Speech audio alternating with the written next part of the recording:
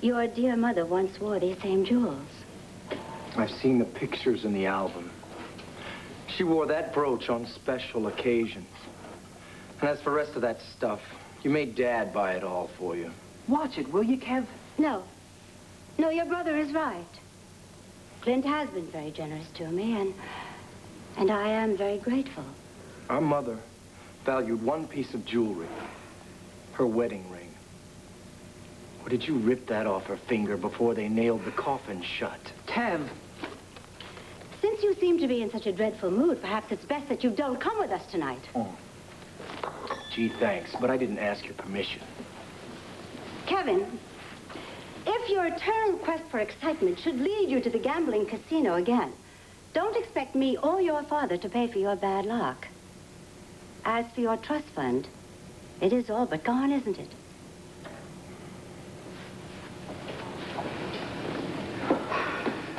Virgil, what happened to my sons? Kevin was always so loving. Now he drinks and he gambles. And Joey was always sensitive but so strong. Now he seems to be afraid of his own shadow. Maybe I should go after him. Oh, don't bother, Joseph. He'll only find another excuse to waste his life away. Frankly, the sooner he moves out and destroys himself privately, the better it'll be for all of us. You are a witch. Kevin is right. I won't let you destroy my family. You can't intervene. Remember, you're dead. I wish you wouldn't talk about him that way, Maria. No matter how bad he is, he's still my brother. Oh, Joseph, you are such a dear, sweet, sensitive young man. Joseph, you'll be on my arm tonight like a corsage. And when the Buchanan family enters Countess Dorian's party, every eye in the room will just go green with envy. Virgil, you have to do something to stop her. You haven't seen the rest of your family yet. Oh, she's a vision. Who is she? Jessica. My baby.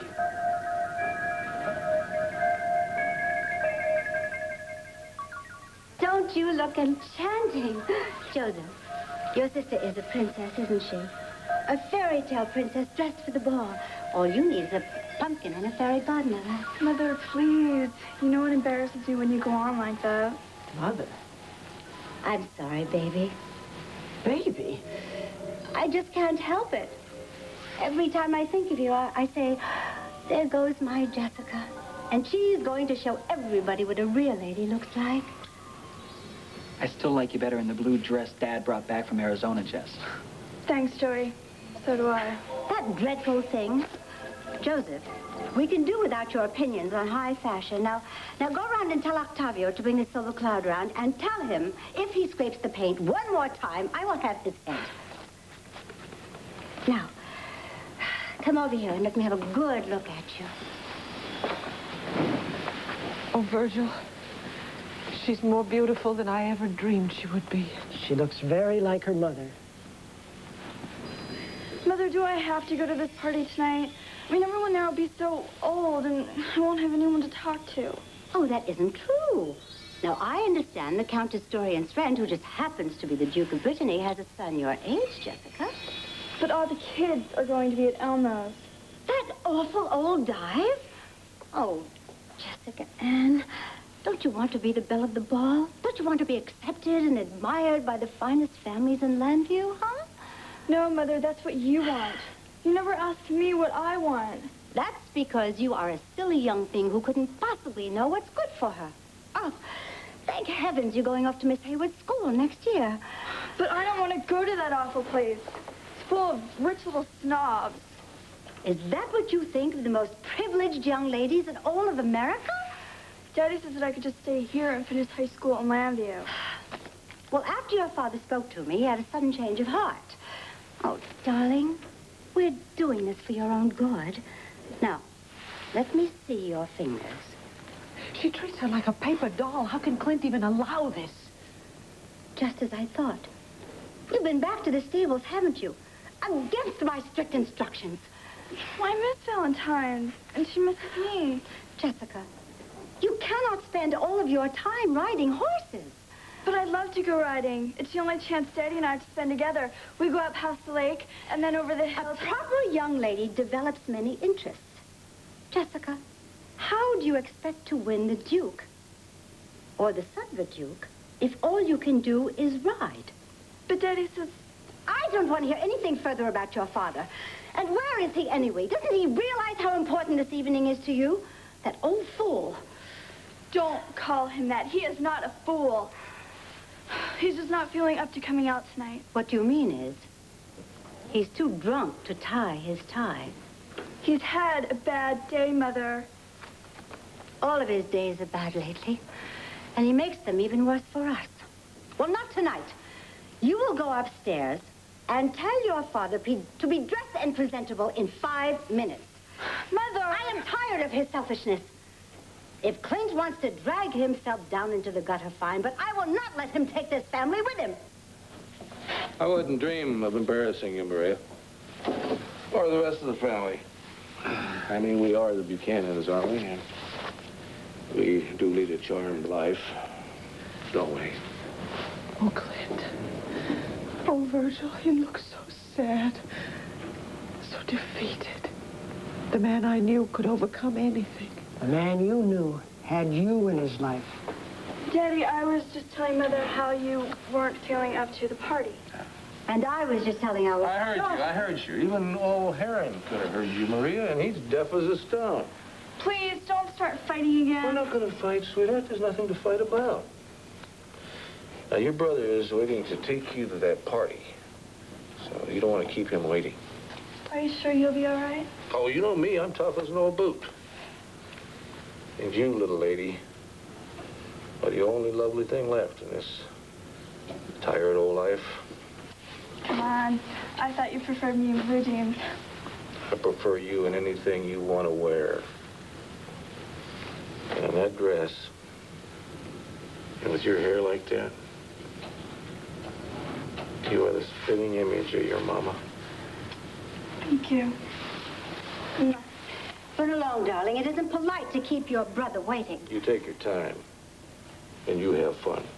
I will. And I won't be late. We'll go riding bright and early. No, you will not. Lay off.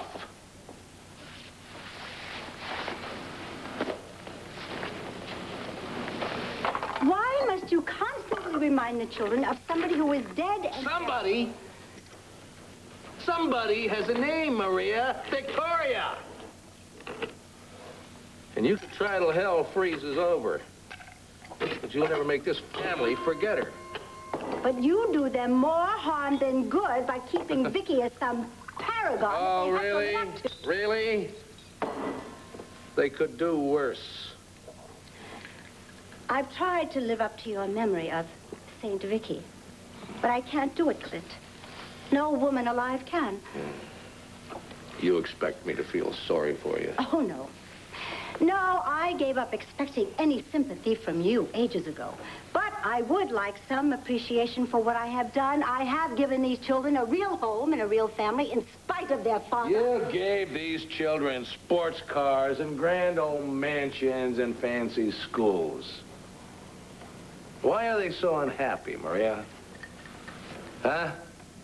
Could it possibly be because you couldn't give them the one thing they really needed? A mother's love? You talk to me of love? What do you give them? A pitiful sight of some broken, bitter, drunken bum. Yeah, I'm broken. The day Viki died, something broke in me. But that doesn't mean that I have to give up the one last little spark of humanity I have left. The memory of Viki Buchanan. Viki! Viki, Viki, Viki. It's always Viki. I wish I had never heard that name. I wish he never existed. And I wish that I had never tried to fool myself into thinking that you could take her place. I should have let you drink yourself to death because, make no mistake, that is exactly what has happened after Viki died. Better to be dead and drunk than sober and alive and living with you. It was my strength and my will that kept you alive and that kept what is left of this family together. But do I hear so much as a thank you? You want rewards? Careful, Maria. I might give you what you got coming to you. Virgil, stop him. He's not himself. He could do something. But he is himself. The Clint that time and tragedy have created, and we are powerless to change him. No, we have to change him. We have to change everything before it's too late. How dare you threaten me? Go ahead. Go and drink yourself into oblivion. I wash my hands of you. Oh, you think